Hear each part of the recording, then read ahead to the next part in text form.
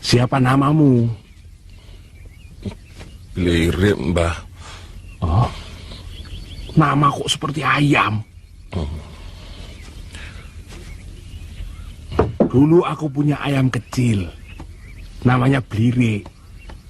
Tapi setelah besar, ya Blorok. Kamu kan sudah besar, ya Blorok. Jadi, kamu pekatiknya Ki Demang Wirojoyo? Bukan pekatik, Mbah. Saya tangan kanannya Ki Demang. Oh iya, saya harus segera pulang, Mbah. Dan Bagus Kayun harus dikasih tahu. Jangan dulu. Badanmu masih remak seperti ini. Nanti di tengah jalan bisa ambruk lagi. Malah rencanamu jadi berantakan. Nah, kan? Belum kuat. Nanti kalau sudah kuobati, sudah sampai sembuh benar, boleh kamu ke sana. Iya, tapi Den Bagus Kayun dan Retno Jum ini dalam bahaya, Mbah. Ternyata Mondosio musuh dalam selimut. Mereka berkomplot untuk merebut Kademangan, Mbah.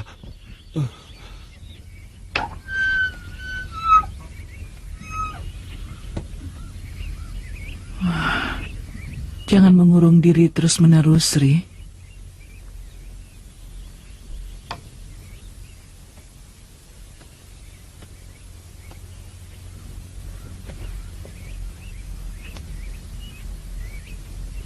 Aku lihat seperti ada yang memberatkan pikiranmu.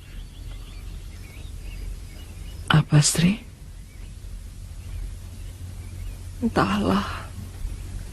Saya tidak mengerti apa yang sedang bergelut di hati saya. Saya sedih, Yu. Tapi juga takut. Seharusnya kamu gembira. Semua rencanaku berjalan lancar. Dan sebentar lagi, desa Kalisengoro akan jatuh ke tanganku. Seharusnya kamu gembira, Sri.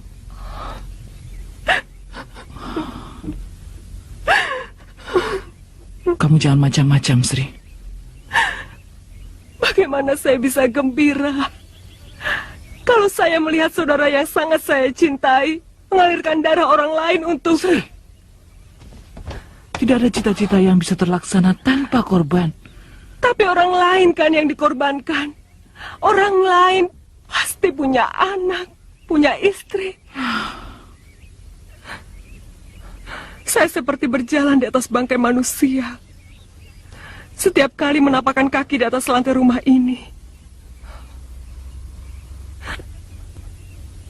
saya akan seperti tidur di atas rintihan dan jeritan mereka yang telah jadi korban keserakahanmu, Yusinga.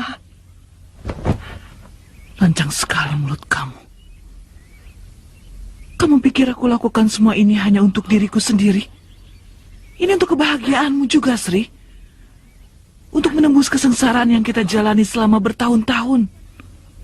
Saya tidak tahan ikut dalam komplotan kejahatan seperti ini, Yu. Sri, pengalaman mengajar kita untuk melakukan semuanya itu.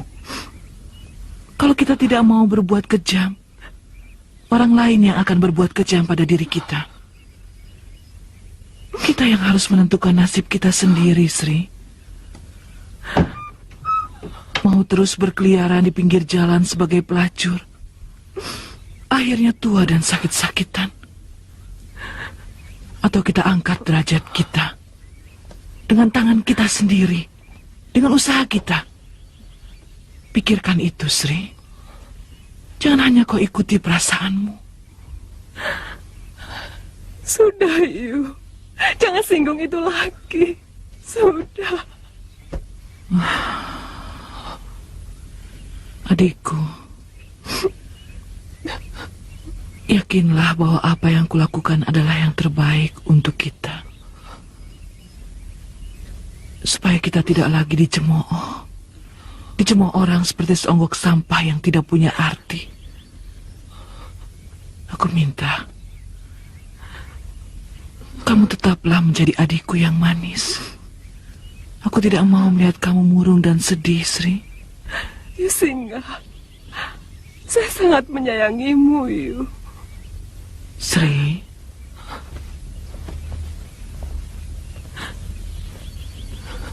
kalau melihat wajah kamu seperti ini, aku seperti melihat ibu yang sepanjang hidupnya didera penderitaan. Kamu tidak mau kan bernasib seperti ibu?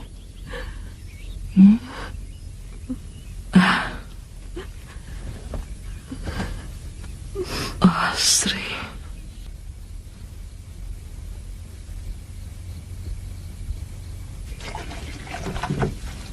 Mungkin besok pedati yang mengangkut upeti kita akan sampai di Pajang. Jadi kalau Nyai berangkat hari ini, kita bisa sampai bersama-sama. Cepat Kakang bereskan kereta.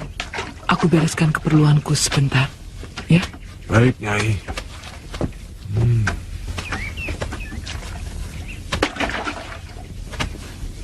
Tuan Mondosio, Tuan pasti tahu tugas apa yang harus dilakukan. Tidak akan terjadi apa-apa di sini, Nyai. Sebagian besar penduduk Kalisengoro menaruh hormat padaku. Terutama Ki Gedong dan Ki Keninten.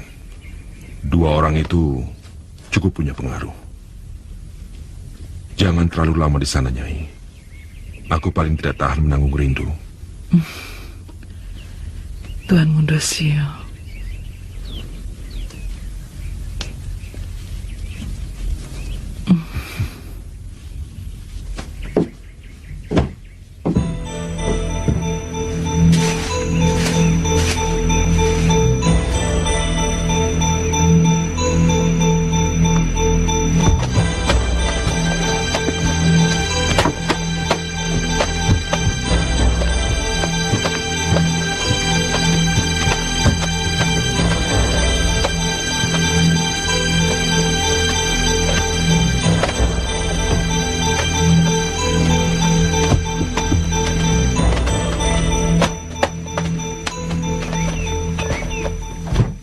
Mestinya Nyai tidak usah repot-repot mengantarkan sendiri pajak bumi itu kemari.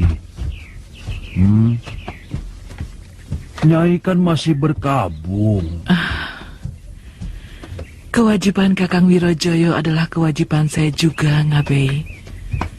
Dan dalam keadaan bagaimanapun, tugas-tugas kademangan itu harus tetap berjalan. Begitu pesan Kakang Wirojoyo kepada saya.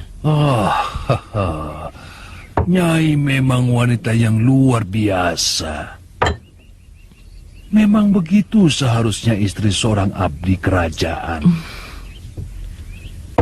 Saya menikah dengan Kakang Wirojoyo, bukan hanya dengan orangnya saja, tapi dengan tugas dan kewajibannya sebagai seorang Demang. Itu bagus. Kadang-kadang, kalau Kakang Wirojoyo sedang dipanggil ke kota raja sini, terpaksa saya ikut membantu, dan saya selesaikan semampu saya. Dengan begitu, rakyat tidak harus terlalu lama menunggu kedatangan Kakang Demang. Bagus, bagus, bagus. Aku jadi iri pada Wirojoyo. Rupanya dia bisa mendidik seorang istri. Sudah cantik, pintar lagi. Aku iri, Nyai.